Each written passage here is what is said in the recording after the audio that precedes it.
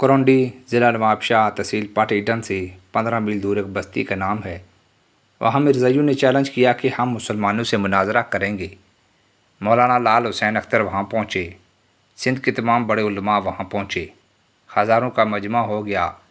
मौलाना लाल हुसैन अख्तर ने अपनी पहले टर्म में खड़े होकर ऐलान किया कि मैं आज साबित करूँगा कि मिर्ज़ा झूठा था, कज़्ज़ाब था, उसका दावा भी झूठा था, इल्हाम भी झूठे थे, वही भी झूठी थी, पेशगोइयाँ भी झूठी थीं, वो भी झूठा था, उसकी तमाम किताबें झूठी थीं। जो मिर्ज़ई मुकाबले में था उसका नाम अब्दुल हक था। इस बदबख्त को, इस लाइन को पता नहीं क्या ख्याल आया। वहाँ पर चूँकि इसकी ज़मीन थी, बहुत सारे इसके मज़ारे थे। मिर्ज़ाइयों की एक बस्ती थी, वो बंदूकों के साथ आया था। उसने खड़े होकर कहा, मैं भी साबित करूँगा कि मोहम्मद भी ऐसा था, नाउज़ुबिल्लाह। इस बात पर शोर पड़ गया। उसने जो अल्फाज कहे, मुसलमान जज्बात में खड़े हो गए। दूसरी तरफ बंदूकें थीं।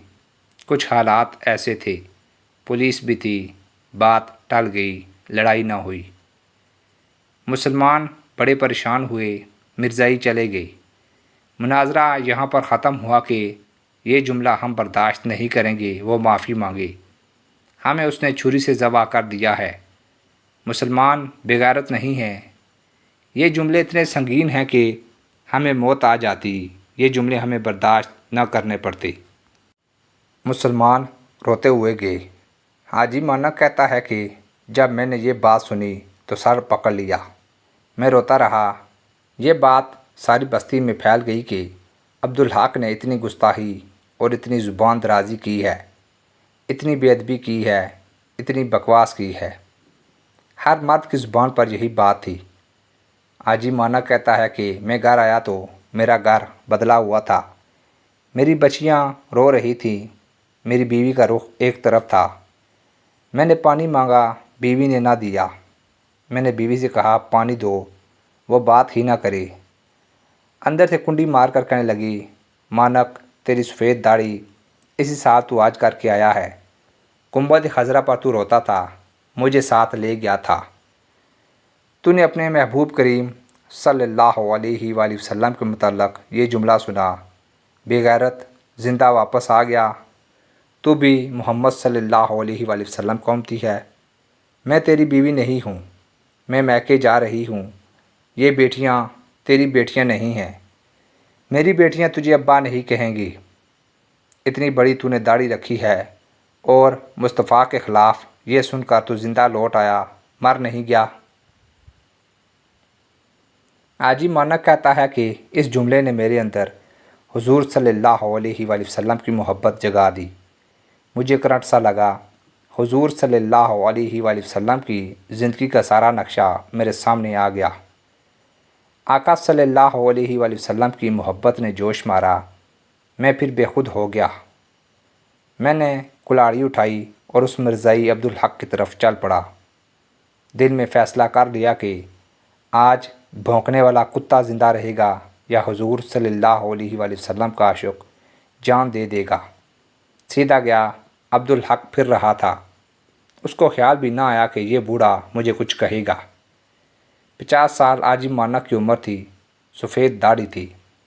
कहता है कि मैं वैसे बूढ़ा हूँ मगर दिल जवान था।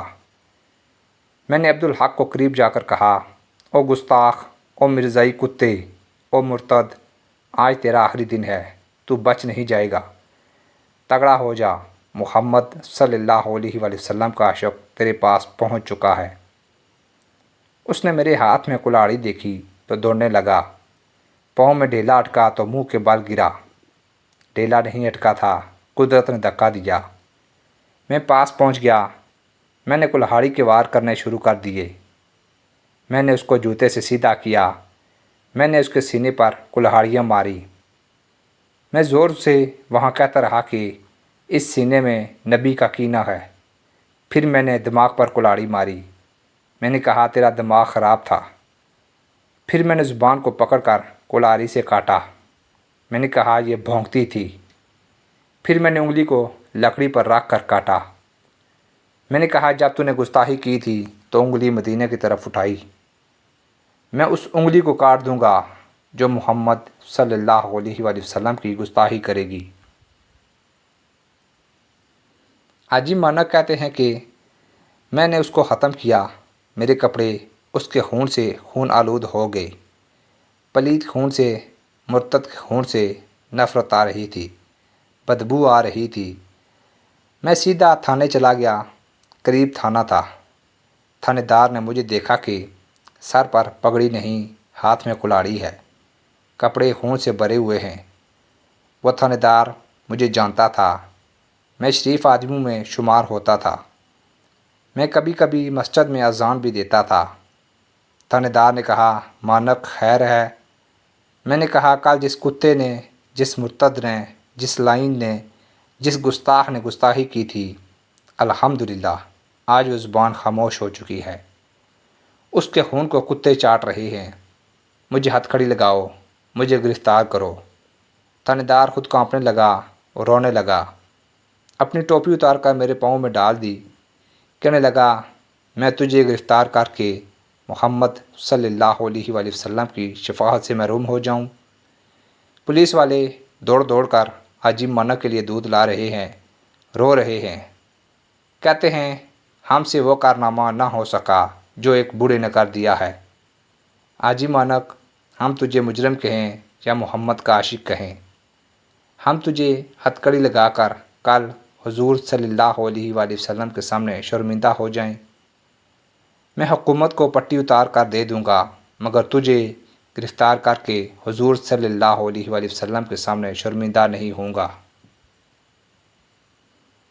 میں اوپر اطلاع دیتا ہوں، مانک تو میرا مہمان ہے، تو قاتل نہیں، تو حضور صلی اللہ علیہ وآلہ وسلم کا عاشق ہے۔ حاجی مانک کہتے ہیں انہوں نے میری بڑی خدمت کی، سکھر پولیس کو اطلاع دی، وہ بھی آئی، میرے قریب کوئی نہ آیا، مجھے کہا کار میں بیٹھ جاؤ۔ وہ آپس میں چہم گوئیاں کرنے لگے، کہنے لگے ہم عورتوں کو پکڑتے ہیں، آج تک ہم نے ڈاکو پکڑے، آج تک ہم نے چور پکڑے ہیں، آج اس کو لے جا رہے ہیں جس کے دل میں حضور صلی اللہ علیہ وآلہ وسلم کی محبت ہے۔ مانک کہتے ہیں کہ میں سکھر جیل میں گیا تو تمام ڈاکو اکٹھے ہو گئی، مجھے دیکھ کر رونے لگ پڑے۔ کوئی کہنے لگا میں نے ماں کو قتل کیا، دوسرے نے کہا میں نے بہن کو قتل کیا، ایک نے کہا میں نے باپ کو قتل کیا۔ مانک تیری قسمت کا کیا کہنا، حضور صلی اللہ علیہ وآلہ وسلم کے دشمن کو قتل کر کے آیا ہے۔ رونے لگے، کہنے لگے جیل تو یہ ہے کہ جس سے خدا بھی راضی ہے، مصطفیٰ بھی راضی ہے۔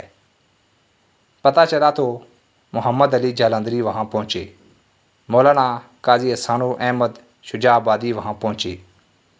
قاضی صاحب روتے رہے، فرمایا ہم تیری زیارت کے لیے آئے ہیں۔ میں خود وہاں پہنچا، مولانا وہاں پہنچے، مولانا مروٹی وہاں پہنچے۔ کراچی سے لاہور تک اس کو لوگ دیکھنے آئے جس نے اپنے بڑھاپے میں جوانی دکھائی تھی۔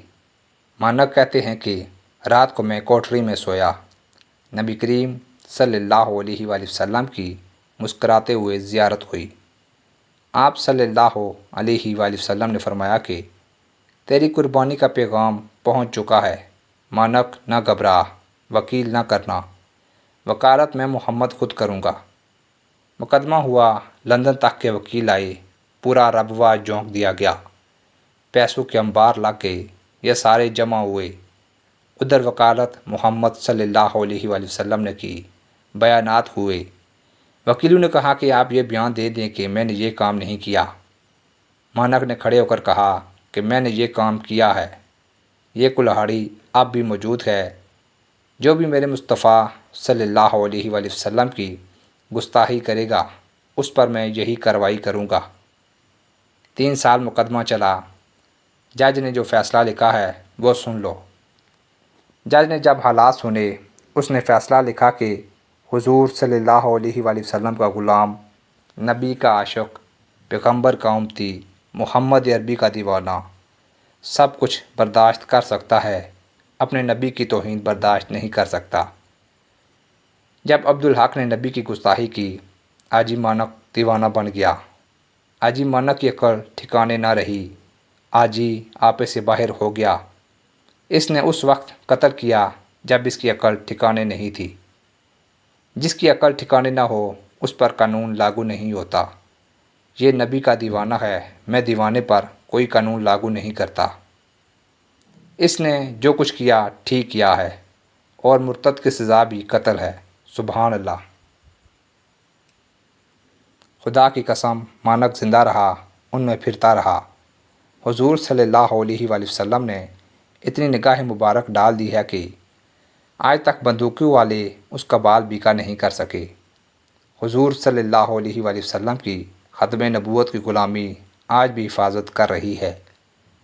حاجی مانک 70-80 سال کا اس طرح معلوم ہوتا ہے کہ ابھی حوض کوثر سے نہا کر آیا ہے۔ یہ سندھ کا واقعہ ہے۔ میں جب بھی اس علاقے میں جاتا ہوں اس کو بلاتا ہوں، دیکھتا رہتا ہوں، روتا رہتا ہوں۔ مجھے کہتا ہے دین پوری میری طرف کیوں دیکھتے ہو؟ میں نے کہا میں ان آنکھوں کو دیکھتا ہوں جنہوں نے حضور صلی اللہ علیہ وآلہ وسلم کو دیکھا ہے۔ کرونڈی سے جا کر تصدیق کرے، بات غلط ہو تو مجھے ممبر سے اتار دینا۔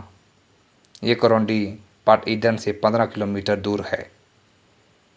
مانک وہاں رہتا ہے، اس کو دیکھ کر آپ سمجھ جائیں گے۔ اس بستی میں کوئی اتنا حسین نہیں جس پر محمد صلی اللہ علیہ وآلہ وسلم کی نگاہ پڑ چکی ہے۔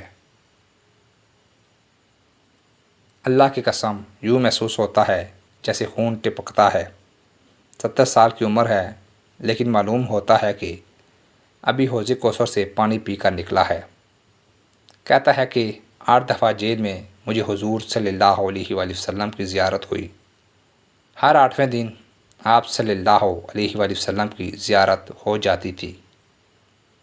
آپ صلی اللہ علیہ وآلہ وسلم فرماتے تھے کہ مانک نہ گھبرانا، میں تیری وکالت کر رہا ہوں۔ سبحان اللہ۔ زہ نصیب جسے عشق رسالت کی دولت مل گئی، اور ایک مسلمان کے لیے اس سے بڑھ کر اور کوئی چیز نہیں ہونا چاہیے۔ دعا ہے کہ اللہ تعالی ہمیں بھی اس واقعے سے سبق حاصل کر کے اپنے نبی کے لیے جان، مال، وقت، ہر چیز قربان کرنے کی توفیق عطا فرمائی۔ آمین یا رب العالمین۔